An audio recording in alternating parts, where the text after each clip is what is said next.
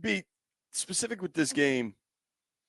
I wonder if this is adjusted at all. Let's get a live odds on tonight. Yeah, it's holding firm. Commanders are 1-1, coming off a win. Bengals are 0-2, coming off a tough loss last week. And the Bengals are 7.5-point favorites. The question on the show sheet, is it disrespectful for the Commanders to be more than a touchdown underdog against an 0-2 team? I think it's disrespectful for any NFL team to be under over a touchdown underdog. I mean, it's not like one team is college and one team is high school, or one team is pros and one team is college. Yeah, it's all NFL players, and you think they're touchdown and a half better? That is disrespect. I mean, if you look at some of the biggest spreads yesterday, the Rams were 6-point underdogs. They won outright. The Giants were 6.5-point underdogs. They won outright. Mm-hmm. The Panthers were 5.5-point underdogs. They won outright. Well, I'm calling it now. The Broncos were 6-point underdogs. They won outright. Let's call it now. Washington's gonna win outright. You think? Yep. You legit think they win tonight? I'm throwing it in the atmosphere, in the universe. We always throw out the negative stuff. Let's throw out something positive. See if we can get that. I mean, I think if they run the football effectively, it gives them a hell of a chance to win the game. If you look at through 2 weeks, what they've been doing, time of possession, I think really matters. I think we know there's going to be some struggles in the back end. That you're talking about an elite quarterback with a pair of elite receivers.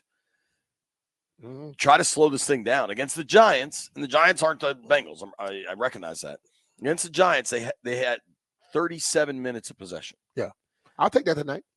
Totally, I'll take that any night. To be honest with you, running the ball, you want B-Rob and Eckler to get to like a combined 20 touches in this thing. I want to go to my man Jeff. Ashburn Syndrome himself, going to debut a song in about 10 minutes here. Jeffrey, do you feel it is disrespectful that the Commanders are more than a touchdown underdogs to the 0-2 Bengals?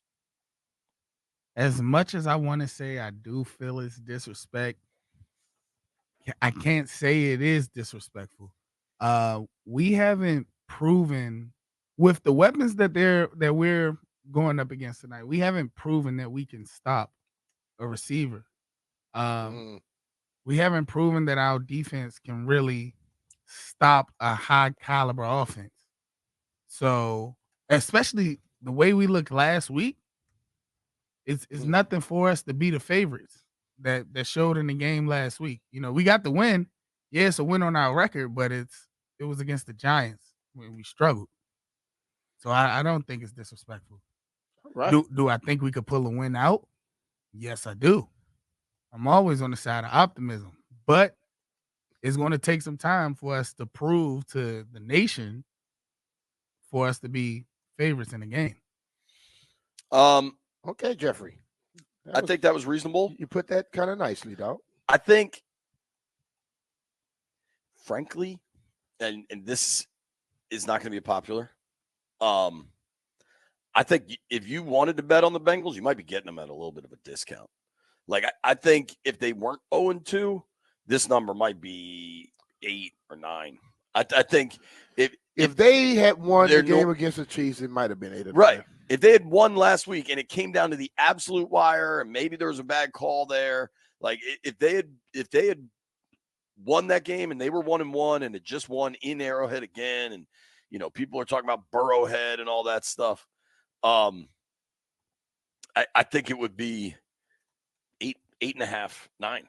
And I think the reason this looks like it does is because of Washington's defense. And there's no answers to that unless you really think they're going to be significantly better.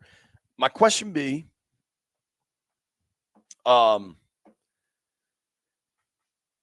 the second half against the Giants, they were able to kind of slow down Malik Neighbors. Mm-hmm.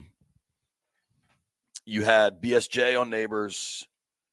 You had Noah I on the other side. Sam are still in the slot. Do you think that group can slow down the Bengals? Do you think that maybe that adjustment is the plan going forward? I think if they get some help from up front, they can have a chance. But you can't do it if the quarterback will have all day to throw the ball. Do you think they get the help tonight? You don't have Farrell tonight. You don't have Farrell, but I think I'm not just looking at I'm looking at the whole front. I'm not looking at out just pass rushing from the edge. I need some consistent pressure up the middle to be able to make, because Burrow will step into the pocket. Burrow will hold on to the ball forever, and you need to make him pay for it every time he's holding on to the ball and hit him some. Then he can get a little erratic with the football too now. Sure. He can definitely get erratic. But if they have all day to run routes and he's sitting in the pocket with no pressure, that could be a problem. Yeah.